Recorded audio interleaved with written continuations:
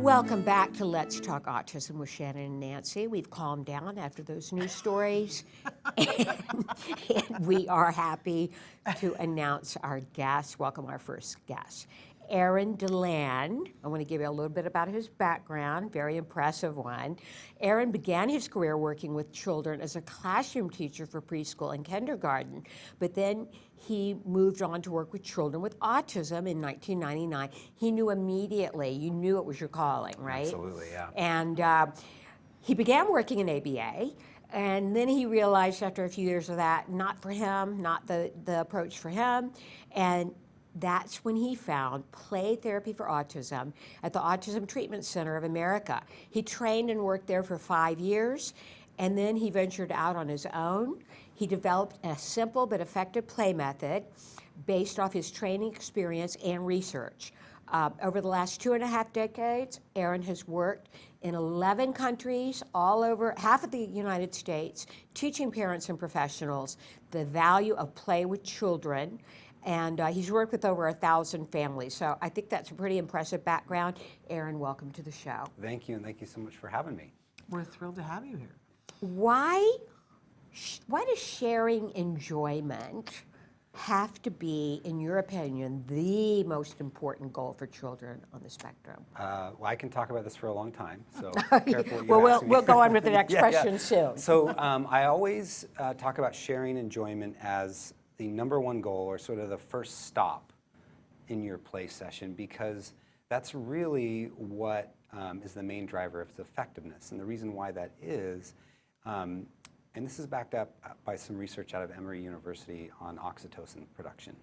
And specifically, some of the studies they did were with children with autism as well. And one of the studies that showed a direct correlation between sustained periods of shared enjoyment, where both people, it's like joint attention with enjoyment sort of, wrapped around it, for those sustained periods of times starts to trigger oxytocin production in children's brains and the parents' brains. And so it deepens those bonds. Of course, oxytocin is that chemical that's produced during breastfeeding and those times of early bonding. But that Falling in love, right? Yeah, basically you're falling in love with your caregiver. Dr. Greenspan used to talk about that, and that's really what that process is, of sharing enjoyment, continually sort of, I always say it's these little moments of falling in love when you're playing, and it sparks that oxytocin, it deepens that connection, and then it keeps them coming back, which sort of takes us to the sort of the next, I would say, big goal, which is that getting to that child-initiated interaction, which so often can be missing for our kids on the spectrum. It's one thing to wait for the request or the task or the demand. It's quite another to get your thoughts and feelings together and put them into an interaction, into a play interaction when things are kind of happening so fast, and there's, that can be a real challenge for kids. So that all starts with shared enjoyment, creating that oxytocin, and then inspiring our kids to get more involved in the play. Great. In fact, you talk about helping children to foster them being a social initiator. Talk about that. Yes. So whenever I'm teaching my approach, we talk about it in terms of the social loop. So I say all interactions can be broken down into a social loop which has two parts. You're either an initiator in that social loop, or you're a responder in that social loop. And so most of the time for our kids on the spectrum, they're practicing being a responder. They're getting a request, they're getting a task, they're getting a demand, whether that's in therapy or just in their regular lives or at school. They have a life that's full of practicing responding, and tends to, I shouldn't say always, but tends not to get that same practice as the initiator. And so what the play is designed to do is create these activities, these games, these interactions of high motivation for the child, and then instead of coming in and using that motivation to request specific things, is we leave space. Yeah. So we create this game, we create it as fun. I'm like the best toy in the room, I'm the thing that you're looking for, Yeah. right? And then I just don't tell you what to do. Yeah. I sit back, I create space, and I wait. And so in the beginning with a lot of these kids, it's this sort of slow process because they're not used to it. Yeah. And you might have like one loop in a 2-hour period where they're the initiator. But then over time, they start to get the hang of it. They flex that muscle, they work that circuit in their brain, and they can become stronger initiators. But that's what I mean by social initiator, that they're the ones formulating their thoughts without somebody telling them what to do or say, and they're actually impacting the evolution of whatever game they're in, if that makes sense. Yeah. Shannon referenced earlier in the show how she really didn't know how to play with Jem, when he was younger. And I got to say the same thing about Wyatt.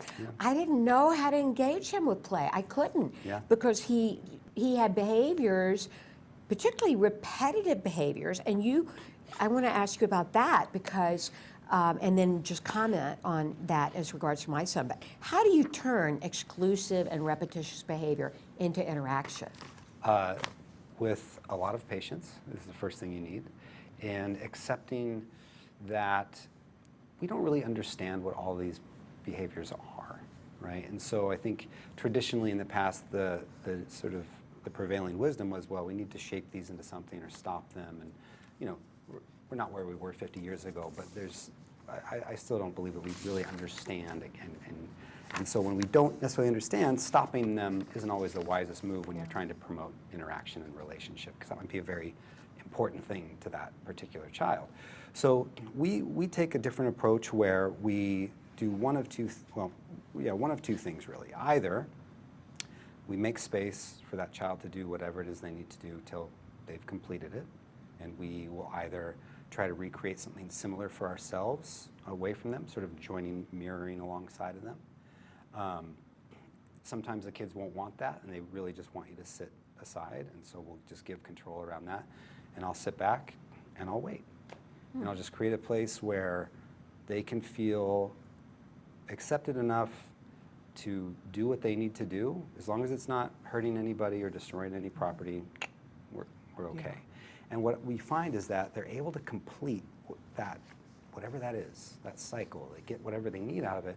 They come out the other end, and you'll see these like clean breaks where looks like they're going to be lining these things up for the rest of their life, and then all of a sudden they're done and they're really kind of ready to go. And then you get these amazing interactions. Yeah, with my son, I didn't know what I was doing when we did this. His repetitive behavior is playing with water. Yeah. So when he was a toddler, he would, first of all, he was very into tactile sensory, and he loved finger paint. Yeah. So I would put him in a swim diaper, put him outside, and he would finger paint. Yeah. It would be all over him, all over the paper. And then he had a stem of splashing water. He still does. Yeah. And I put a paintbrush in his hand and dipping the paintbrush, right? And now he's a brilliant artist. We have a friend, the Shepherd family, their son Logan was a stemmer, put drumsticks in his hand. He's playing with rock and roll bands all over the world. Yeah, shaping that and channeling. It's exactly right, Shaping it, And like I said, I didn't know what I was doing. It was a lucky accident. That's fantastic. Well, learn from those accidents, because I think it's part of that parental instinct is you want to, you don't necessarily want to create conflict with your child, especially if it's something that's not really, it's not burning down the house or anything. It's right. Splashing some paint around. We can Absolutely. clean that up. And so kudos to you for that. And as you were talking, an example of how this can morph into really amazing interactions over time, too, with these other sort of stims and behaviors that don't necessarily translate into painting or drumming or something like that. One little boy I worked with, this had to be 10, 15 years ago, he had this stim where he was just lining up farm animals, and you could not touch them. Sometimes you couldn't even look at them. He was very controlling around it. He had lots of experience of people trying to stop it and take these things from him. And so I gave him lots of space, and the only thing I could really do is I could take all these sort of rejected toys and I could line those up. So I had like a broken car and a letter, and he had the animals. One day, he got a set of jungle animals, and I got to have the farm animals. It was a huge deal. Yeah. And so there I am, I'm just doing the same thing as he's doing, lining them up, touching, saying what the names of the animals were, and not pushing into his zone, letting him have that place that he clearly needed. Fast forward a few months, maybe 3 months, he got another set of animals. I think they were jungle dinosaurs, and I got the jungle animals. And at that point, it felt a little more, like he wasn't so controlling. So I'd start like doing little shows with my animals when he would look over, and at first he shut it down. Yeah. And then I tried again, he became more accepting, more accepting. Fast forward a few months, our animals are all mixed together. We're playing these huge 20-minute, half-hour, hour-long games with something that was completely encapsulated in his STEM world. Yeah. Right? And so it's having that patience, having that ability to embrace it and seek understanding for it Right. and move with it. Yeah. Well, and we were talking before, because as you mentioned that Wyatt's a painter, that drawing sometimes can be a great outlet. It can be a great way to communicate and foster communication. Huge. Talk a little bit about that. Yes, especially lately, because as my wife can attest, over the last couple of years, I've sort of embraced my own artistic, creative side, and so I've used it a lot more in my sessions. And sometimes it is with the kids drawing, and we're collaborating.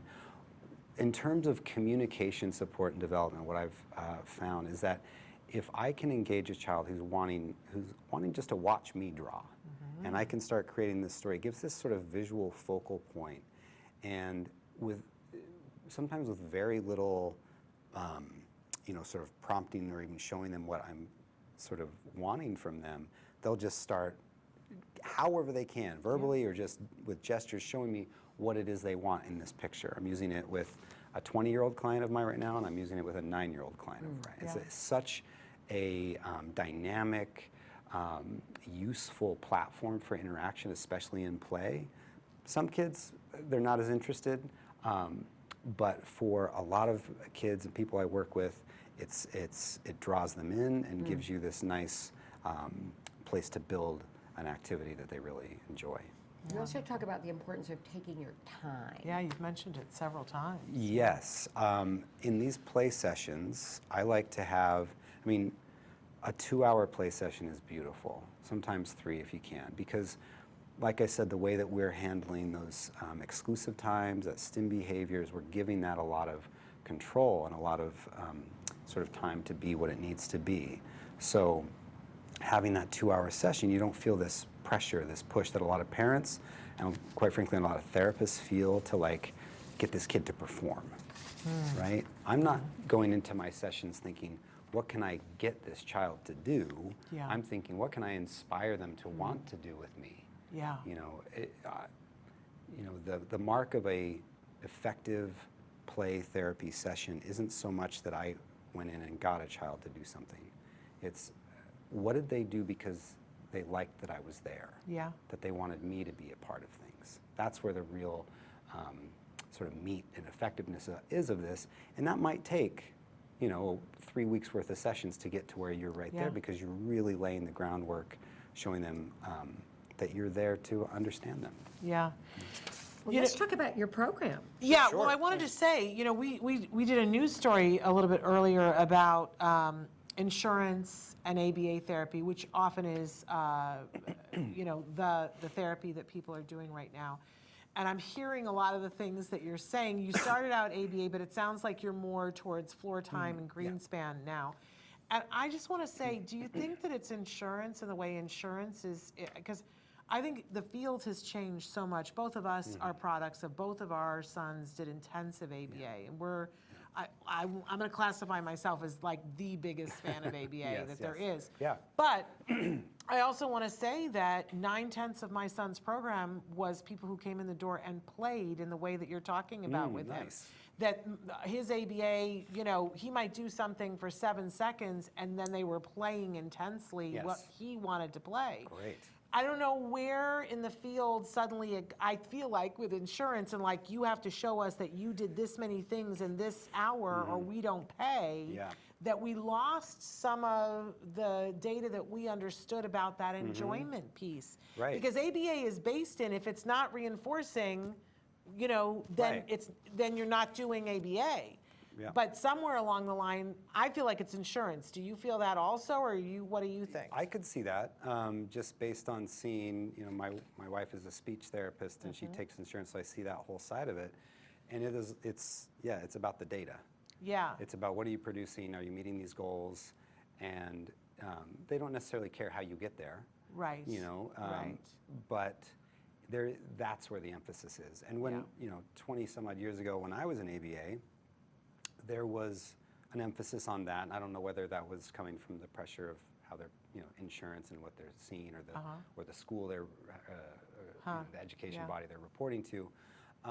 But I certainly felt pressure, and I think sometimes it might even just come from you're part of this team and you're having to make these weekly, monthly meetings or whatever and report on what they're doing and take these notes. You're like, oh, I kind of... Well, we all want to see progress, but Sure. sometimes progress takes time. Yes. And you have to take the individual and their desires into account. And if you're not, I don't think you're doing good anything. Exactly. You're certainly not doing good ABA, you're not doing good floor time, you're not doing good play therapy. Precisely. But what we want people to know, because more than anything else, I think parents feel like this shortcoming of that if we don't know how to play with our children, I think there's a loss of our self-esteem as parents.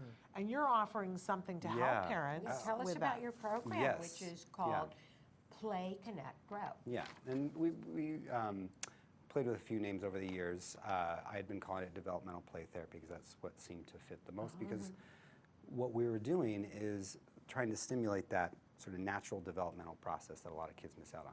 So to your question about how do we help parents understand how to better play with their children, because it's hard enough for typical parents to play with their children, right? We kind of forget or something. And so if you introduce this communication barrier that often happens with autism, it can become very challenging. So one of the first things and one of the most important things we do is we talk about being comfortable, attitudinally and emotionally comfortable when you're with your child. So the first thing we do, I'll let them watch me play. I'll sort of give them an overview of the tenets of our play therapy, reduce the number of questions, focus on creating opportunities, trust that your child will step through that door. First few times we put a parent in the playroom after they've seen me and I've given some, I'm about to train them, I'm looking for where are they the most uncomfortable. Usually, not always, but usually can be around something that quote unquote looks autistic, like their child might do one of their behaviors or something, or they might have a meltdown about something, and you just see all those triggers, right? So they come out, and that's what our feedback session is about, right? Is about nothing gets dealt with until we talk about that. Because what we're trying to do is find out, well, okay, so why does that make you so uncomfortable? And understandably so, but let's explore that so that we can deflate it, and you can go back in there and recognize, oh, when my child is ignoring me and lining up their cars or doing whatever it is they do, that's not going to go to my future fears of what's my child going to be like as an adult? Is he going to be, because that's what it triggers, right? And so going in there and sort of smoothing that out to the point where they can be in there in the face of some of their child's behaviors that are usually triggering and think, you know what, this is okay, this is not serving me right now. If I want to worry about that, I can do it after. And at least set that to the side, if not sort of solve it all together for them. So that they can be a comfortable presence, they can be more effective. Because if they're in their head thinking about that, they're going to miss the little So it sounds like things. you're really doing therapy with parents. It's like more akin to coaching, I would say. But yeah, it can be very therapeutic. And I know for me personally, my play sessions are often therapeutic. I often have realizations about myself. So those little moments when we're with our kids and something triggers inside of us, that's a sign. That's like, here's something for you to look at. And so if we can do that effectively, we become a more effective resource for our kids. And so that's number one, front and center. Sort of surrounded by that, our host of fairly straightforward, simple techniques that's based on, well, what is your child into? What do they love? How can your presence add value to that? And once you've done that, then it's just about understanding when they're at their highest points of motivation, and that's where you leave space around that. So do you do this mostly in person, or do you do some of this virtually? Mostly in person. Over the pandemic, we had to sort of, as everybody did, had to evolve a little bit. And I, skeptically so, tried to do some play sessions online, and they worked lovely, actually. I was pretty surprised. One in particular was with a little boy who was even nonverbal. His mom had to sort of sit in to kind of help a little bit. And it was just about Pete the Cat book. And it was just me reading it in funny ways and him telling me to continue or making whatever communication with his mom. And we did that, and it was beautiful. It was really effective. Wonderful. So how do they find out about your program? How do they access it? So the easiest thing to do would be to go to our website, Play.Connect.Grow.com. There they'll find some videos and some explanations of things. And I've also put together a play course, an online course that has quizzes, video examples, articles. That's a one-time, you buy it, it's yours, and you have a dashboard where you can actually keep notes on your sessions if you so choose. So you can have a little sort of bank of anecdotal notes if you need. And yeah, it's just meant to be something that teach parents and even professionals just another set of tools. Right. Yeah. And once you've bought that, so mom could do it and dad could do it later on. You could give it to the babysitter. Totally. Aunt Absolutely. Bert, who's coming to Exactly. visit. And Yes, and it's meant to be, it's not jargony. It's not meant for professionals We're necessarily. anti-jargon. Yeah. Right. It's very Jargon of the day. and I try to make it funny and readable and all that. So Right. I'm pretty proud of it. I've had a lot of really good feedback on it, and people find that it helps them get to that real play. That's that heart. And what does that cost for somebody to do the whole program? For that, it's just $129, and you get very to keep it. reasonable. Yeah. And actually, I put together a code for you guys that get an additional 20% off. Okay, so what code do they need to do? Did I miss that? It's just all caps, Talk Autism. I think Talk is what Autism. and it'll give them 20% off. There the you go. price. 20% off. Yeah. I You like it, wish I had had this when Wyatt was younger. I think it's just brilliant. I'm such a believer in this approach to uncover. I mean, it can lead to incredible things. Incredible things. And I just applaud you guys for talking about playing to your kids' strengths. You know, there's a wonderful quote, I'm going to butcher it, but it's it was something about, you know, with talking specifically about autism, is that the problem is not that you can't fit a square peg in a round hole, you can, but you ruin the peg. So, I love like, that. if I we wish you move, could find that quote. I will. All right, I'll email send it to you. me. And then the last thing also for your listeners, if they just email me at aaron@Play.Connect.Grow.com, they can schedule a free half hour. I can talk to them a bit Okay. more in depth. And There they you can go. move forward. 20% off Yeah, if you 20% put Talk Autism, all one in caps. Yeah. And you can do a free half-hour consultation if you email you at Aaron, say it again for me because I'm Aaron@Play.Connect.Grow.com. Okay. Yeah. And I just want to mention, because you referenced your wife, it is your wife, Kim, Yes. who I had met Hi, at an honey. autism conference, gosh, like a decade ago at Yes, least. yeah. And I loved her Panda Pals Mm-hmm. app. And so we had her on the show. Many and years then ago. she reached out to me and told me about your work, and that's Yeah. how you came to be here. So your wife also is in the field She's doing incredible. work. Incredible work. You're both light workers in the field of autism. thank you. And you know, it said in your bio that in 1999 you knew this was your calling, and we're just really grateful that yeah. that you do the work you do for our kids. I really appreciate that. I love it. It's been, You can tell. yeah. It's great to have you here. We're going to pause for a couple of minutes, and we're going to welcome our second guest. Ed Lynch is going to be here with us from Michael's Learning. Michael's Learning. So stick with us. We'll be right back.